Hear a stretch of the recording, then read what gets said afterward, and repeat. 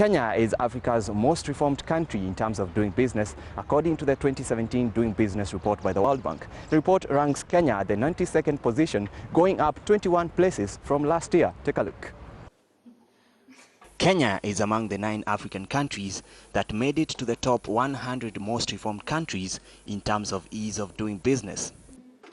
The World Bank and the International Finance Corporation conduct the ranking every year by benchmarking 190 countries across the world against 10 indicators on how easy it is to do business in those countries. This year's report, Doing Business 2017, is a milestone in many ways. It marks a record year for the African region.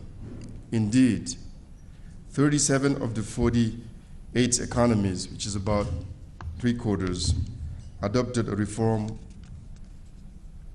and those reforms add up to 80, which is an increase of 14% from the previous year, and is the highest number of reform ever achieved in the history of this report. This year was a record year in terms of reforms around the world and for Africa. Worldwide, we had 137 out of 190 economies reforming and implementing 283 reforms. This is the highest the report has ever captured. In terms of Africa, we also are seeing the highest reform count we've ever counted for the region. We've captured 80 regulatory reforms, making it easier to do business in Africa. Rising by 21 places to the 92nd position globally, Kenya implemented regulatory reforms in 5 areas.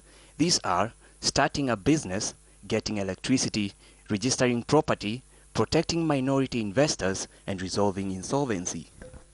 Kenya has made starting a business much easier by removing stamp duty fees required for the nominal capital, memorandum and articles of associations. We now have a standardized memos and acts, something that we have not had for a very long time. Kenya also eliminated the requirements to sign compliance declarations before Commissioner of Oaths as part of that process. These are just a few of the things that have been done in that particular area, not to mention the consolidation of fees, reorganization of how we make sure that businesses are registered easily. What these results show is that Kenya, since over the last 10 years, this is actually the 3rd time altogether that's appeared in the top 10 most improved economies in the world. Now, 2 of those, last year and this year, and it's an indication that all the interventions that the government and the private sector have put in place is actually bearing fruit. Okay, it gives confidence to businesses that all is being done to rework the environment or the ecosystem within which they work. In September 2015, Kenya signed into law the Companies Act, the Insolvency Act, the Special Economic Zones Act, and the Business Registration Service. These pieces of legislation have played a significant role in improving the business environment in the country, according to the Kenya Private Sector Alliance. We started with certain areas where we felt we were not doing very well 3 years ago, getting electricity, and those are the areas we're celebrating today, that we have moved milestones. Starting a business, it took us forever. We had a Companies Act for 50 years that had not been reviewed. And so having a new Companies Act, that has changed the whole environment, and being able to know I can come in and be able to start my business and register a company in very easy steps. So that has really, really helped. Then you look at areas of registering property, because if you're going to start a business, the first thing you look at is land. And we know how land is emotive in this region, especially in Kenya. And so being able to know, can I register my property? How do I know I have the real property document? So starting to move in that direction, that has also really, really helped. The ranking is expected to go a long way in improving foreign investors' perception of Kenya as the country targets $2 billion worth of FDI this year.